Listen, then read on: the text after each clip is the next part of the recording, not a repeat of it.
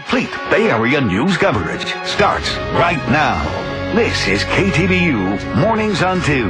Welcome back to Mornings on 2. As Brian mentioned just a little bit ago, millions of Americans expected to go online for their holiday deals. Cybersecurity, though, a big concern.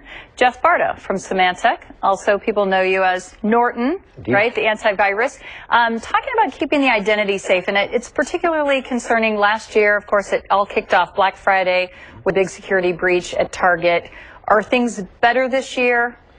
Regardless of the year, security and privacy are always on people's minds. There's some basic tips that you could take as a consumer to make sure that you stay safe when you're shopping online this holiday season. Okay, and I know we're going to go over those tips. So one, we were kind of surprised. I didn't even think about this as a secure piece of advice, but make sure your software is up to date. Right. So most shopping is done online through your web browser.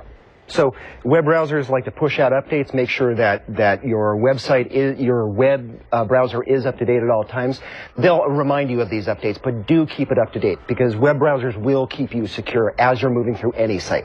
All right. Also, you talk about a safe website, secured websites. How do you make sure the website is secure? Absolutely. There's some visual cues that we use in the industry called trust indicators that you can look for on websites. For example, when you go to a site, we can show that when you look at a website, normally we begin it with www. Right.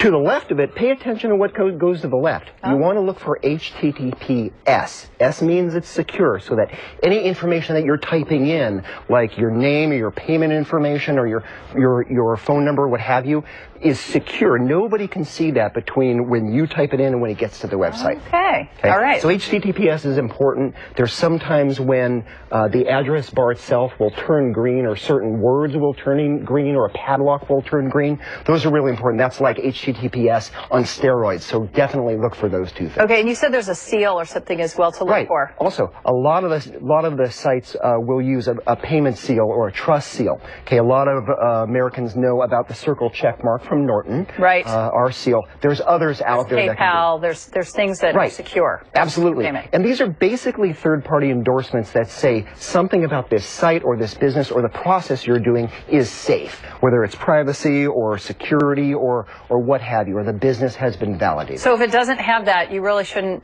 put your credit card information. They're good things to look for, let's just say that. Okay. And then the last piece of advice is, we talk about this a lot, I believe it's the last one, passwords. Yes. And you and I were talking about this, having a separate password for financial versus like Twitter and Facebook and other things. Right. The ideal situation is having a different password for any site that you go to. The idea is hard to remember all. It's hard to keep that straight. Right. However, if someone gets your password from one site, that means they can't get into another site using the same password. Good password hygiene, like we like to say in the industry, is passwords over 8 characters in length. Make it something that's easy for you to remember, but hard for someone to guess. Okay, if they know a little about you, they're going to know your spouse's name, or your dog's name, or the street you live on.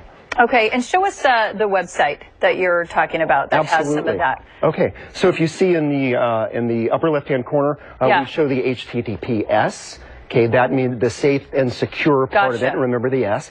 And then this site in particular uses that green address bar. This is like HTTPS. Oh, I see. Okay, so the whole top address bar turns green. Absolutely. That's an indicator that it's safe. Yeah. Okay. In some browsers, you'll see different words turn green or the padlock turns green. This one turns the entire bar green. Extra visual indicator, meaning that not only is the information secure as it travels across the internet, but that this site has been validated as a legitimate business. It's for real. It's not some site pretending to be this brand. Now, have you seen, because we did talk about Target, we talked about Home Depot, there have been some really big breaches. Have you seen businesses, and in particular online businesses, taking extra precautions? Absolutely, and these are some of these are the most common steps that businesses will take, at least online. There's other things that you could do when you're shopping in store. So you're walking in there and you want to buy directly from the store rather than buying online. Right. We can cover those tips at a different time. But these are the typical things that you want to look for. Okay, we are in the next hour of Mornings on 2. You're going to be back, and we are going to talk about the physical stores, going into the stores. We're also going to talk about the new pay with your phone.